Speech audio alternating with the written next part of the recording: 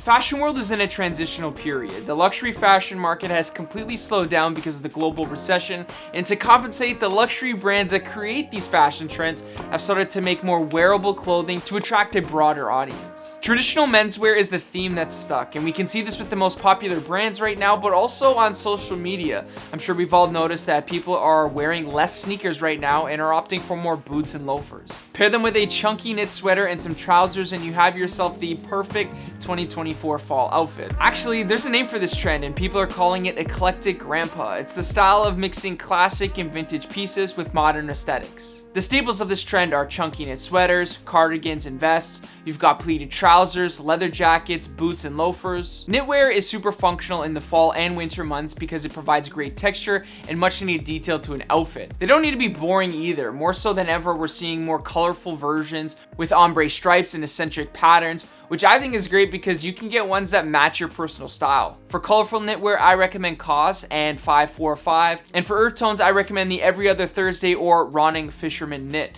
Both brands are run by some pretty awesome creators as well, so why not support a small business? For an affordable option, there's also Abercrombie. Links to everything will be in the description. High-waisted pleated trousers can complete the grandpa look too. They're super versatile and are a staple of the 70s and 80s, which can easily be paired with a t-shirt for a more laid-back look. Honestly, Uniqlo makes some great trousers for an excellent price. They have wide-fit chinos in wearable colors, as well as wool trousers with a subtle herringbone pattern. And as a bonus, returns are easy if you need, and they offer free in-store alterations. Retro leather jackets are super popular right now and work so well with this trend. The best ones I'm finding though have a collar and front pockets with a slight crop. This is also known as an A2 bomber jacket. Vintage and secondhand markets are probably your best bet. Profound makes a great genuine leather jacket, and Carp Studios is a less pricey version given that it's faux leather. Boots and loafers have also taken over in such a big way. Even this past summer, we saw a lot of people wearing boots with shorts or loafers with white socks. For the longest time, this was always like a fashion faux pas, but I gotta be honest, it's kind of growing on me. Overall, I think people more than ever want a shoe that can be dressed up or down, more than they want a blue or red high top sneaker that's retroed 4 times in the last 5 years. I'm talking to you, Jordan Brand. My favorite loafers, though, that are reasonably priced are from GH Bass and Sebago, particularly the chunky sole version. If you consider yourself to be a sneakerhead and want to try loafers for the first time, I recommend going with these. They're more comfortable and less loud when you walk. Now, I could go on and on about boots like the Timberland resurgence, but credit to those who've never stopped wearing them. 2024, though, is the year of the mock toe derbies, like we've seen from the brand Paraboot. This trend makes total sense, though, because it's like a combination of a boot and a loafer. I just recently picked up this hairy suede pair from the brand Collegium, and they're honestly amazing. Hiking boots need to mention as well, and I think they look great in a more streetwear aesthetic. The Diemi Rocha Vet is a personal favorite, so don't sleep on these. They will sell out. Links will be in the description. Adjacent to this trend is also the resurgence of traditional Americana. Think polo and Tommy Hilfiger.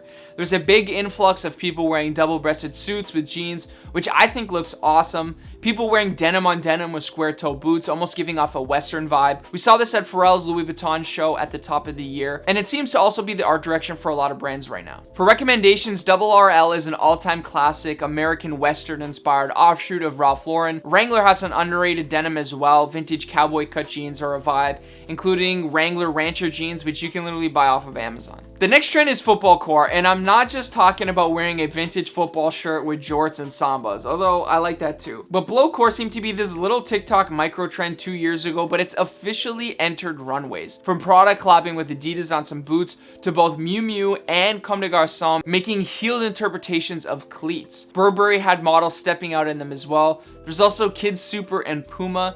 He also brought out Ronaldinho on a runway, which is pretty sick, I'm not gonna lie.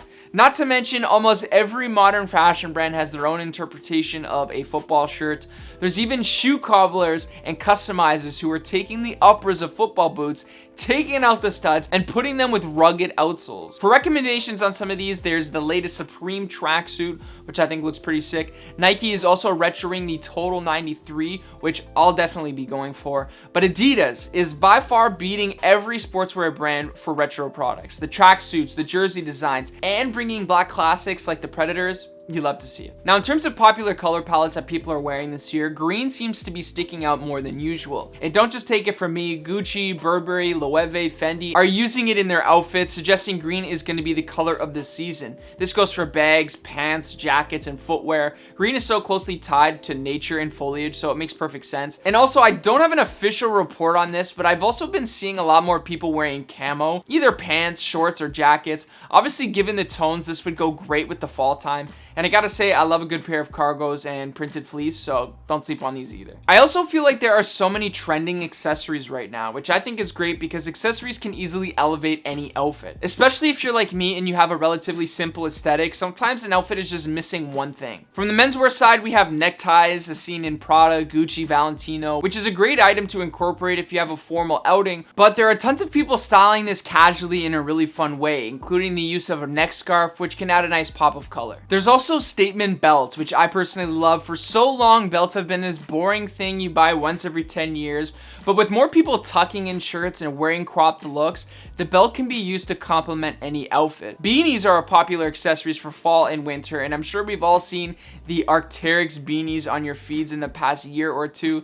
Same goes with the Sundays checkered beanie, another mood board go-to, and for good reason. I think they both look great. But there's also skull caps made famous by Central C. This is something I see all the time. I was just in the Arc'teryx store, and two guys next to me were trying them on, so I expect to see these a lot more. There's also aviator sunglasses. Tinted frames have been trending for a while now, and it seems like the tortoiseshell print round frames seem to be resonating with a lot more people. And these ones for Huckberry are super cheap, so they may be worth a shot. Let me know what trends you're seeing a lot of this year. Do you have any fall fashion hot takes? Sound off in the comments, and I'll catch you guys in the next one. Thanks so much for watching.